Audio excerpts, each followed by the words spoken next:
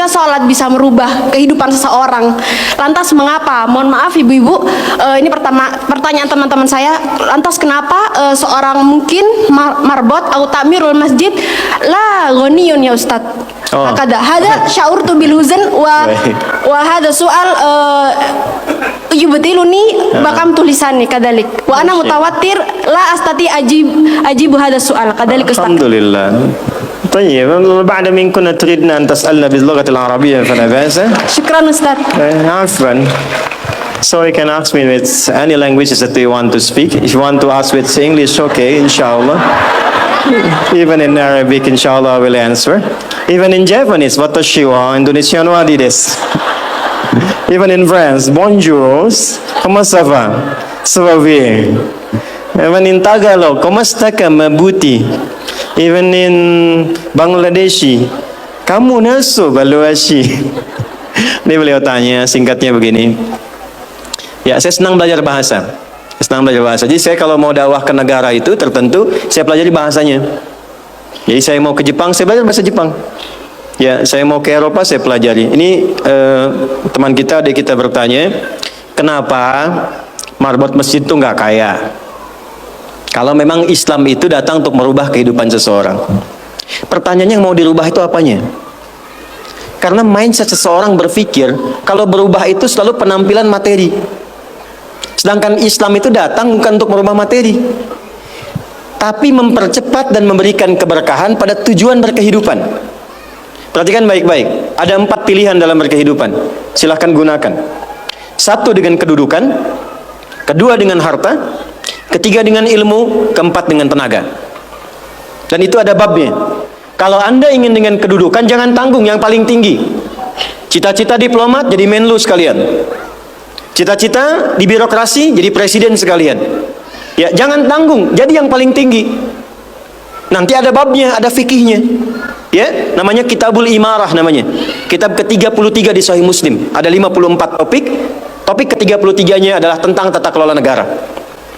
Kalau ingin kaya, jangan tanggung. Raih tingkat ketiga sekalian. Tingkat pertama tuh kaya, kedua kaya banget, ketiga kebangetan kayanya. Dan semua sahabat dapat level itu. Nanti ada kurikulumnya di Al-Bukhari, Kitabul Buyu', kitab tentang tata kelola niaga. Tidak pernah ada sahabat Nabi, kemudian tabi'in dan generasi setelah itu yang mengamalkan bisnis dengan metode itu, tidak pernah mereka berdagang dan kembali modal, nggak ada. Mereka selalu kembali untung. Nggak ada dagang kembali modal, kembali untung. Abdurrahman bin Auf, Utsman bin Affan. Yang pertama tadi Amr bin As, Umar bin Khattab dan sebagainya. 3, ilmu. Ilmu jangan tanggung, jadi pakar di bidangnya. Utsman lihat, oke, yang di birokrasi Amr, saya di harta. Tapi Ali melihat Utsman sudah ngambil harta, Amr sudah ngambil kedudukan, saya pilih ilmu, passion saya di ilmu. Maka yang diperdalam ngaji. Abu Hurairah ikut, Salman ikut. Jadi kebanggaannya itu bukan ketika kaya, tapi ketika dia punya ilmu yang bertambah. Dan itu yang dia bawa bekalnya menghadap Allah. Kemudian yang paling menarik, ilmu sudah diambil oleh Ali bin Abi Thalib, Abu Hurairah. Harta diambil passionnya oleh Utsman. Kedudukan diambil oleh siapa? Umar bin Khattab. Ya, kemudian Amr bin As. Maka Bilal melihat dari 4 ini tinggal 1, tenaga. Maka beliau dedikasikan hidupnya untuk mencari ridha Allah yang merubah hidupnya dengan tenaganya. Dengan tenaganya, maka yang dipakai azan. Allahu Akbar, Allahu Akbar. Selesai azan, Nabi langsung komen, Bilal langsung like, sahabat langsung share, dan kita subscribe sekarang. Apa komen Nabi? Aku dengar suara terumpah kaki Bilal di surga. Bilal ketika mendengar itu, adzan aja udah komen, saya ke surga. Ngapain lagi saya kerja harta seperti Utsman? Secukupnya yang ada, yang penting saya jaga, meninggal masuk surga. Itu fikihnya. Maka dari sini muncul fikih marbot. Jadi kalau Anda ingin jadi marbot untuk mencari dunia, Anda salah tempat. Anda harusnya datang ke Hijab Fest, lihat orang jualan, pelajari itu, besoknya jualan jilbab. Kalau Anda ingin menjadi seorang ilmuwan, salah kalau jadi marbot.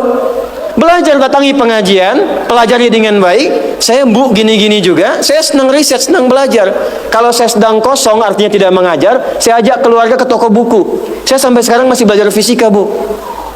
Kimia saya belajar. Saya masih ngitung proton, elektron ini kemana, ini senyawa, ini unsur, ini apa. Ya, besi misalnya rumusnya verum, F besar, E kecil. Atomnya itu nomornya 26, ada isotop 55, 56, 57, 59. Yang paling stabil itu isotop 57, surah 57 ayat 25 sampai 26, surah besi kan. Gitu. Saya sampai riset. Energi potensial EP sama dengan M dikalikan G dikalikan dengan H. Kalau potensi kita bagus jadi kinetik, setengah M dikalikan V kuadrat. Gabungkan EP kemudian dengan EK menjadi energi mekanik, dipakai kemana aja. Karena passion saya di pengetahuan. Jadi kalau ditanya saya nyambung. Saya cuma nggak bisa main lato-lato aja.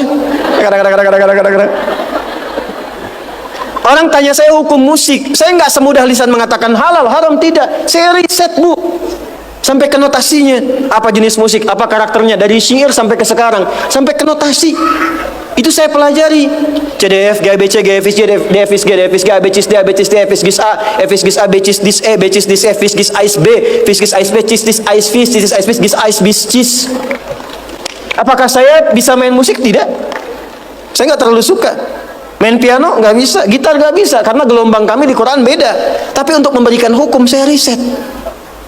Saya tahu ini lagunya fulan, fulana. Kita bisa berikan hukum. Ya. Kalau kita tahu passion kita bisa milih pertahankan untuk pulang, jadikan itu sebagai istiqomah jalan pulang kita.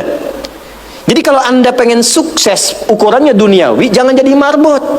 Nanti kotak infak hilang semua. Marbot itu pilihan fikih, sanadnya ke Bilal. Saya punya murid-murid yang belajar khusus tingkatan S1 sampai S3. Kami berikan beasiswa, nanti sebentar lagi dibuka untuk yang perempuan. Itu yang ngajarnya semua pakai sanad. Jadi azan aja ada sanadnya sampai ke Nabi. Semua hadis pakai sanadnya. Jadi itu jawabannya. Untuk menjadi marbot, perubahan yang dihadirkan dalam Islam, tinjauannya tidak selalu materi. Maka apa yang dipilih itu? Kalau sudah dipilih, maka jaga konsisten sampai pulang. Nanti menjaga konsisten itu babnya 9 lagi tingkatannya. Untuk konsisten. Konsis 1, konsis 2, konsis 3, konsis 4, sampai konsis 10. Terima kasih yang telah menonton video ini. Semoga bermanfaat. Jangan lupa like, komen, dan subscribe.